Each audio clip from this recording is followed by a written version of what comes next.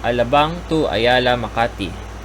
Ayan. So, mula Alabang, may mga diretsong bus na via Magallanes na papuntang One Ayala Terminal. So, maaari kang sumakay ng bus sa may Star Mall at didiretso ito ng One Ayala Terminal. Pwede ka ring sumakay ng bus mula Alabang papuntang Ayala na dumadaan naman ng De La Rosa.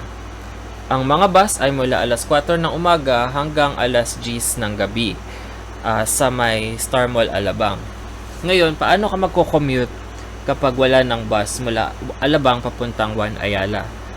Maaari kang sumakay ng mga jeep na biyaheng Pasay Rotonda sa tapat ng Star Mall Alabang. At pagdating mo ng Pasay Rotonda or MRT Taft, pwede ka nang sumakay ng EDSA Carousel Bus mula Taft Station papuntang Ayala.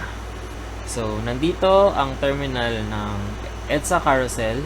So, sasakay ka lang ng bus papuntang One Ayala Terminal. Ayan. So, ito ang Ayala Avenue.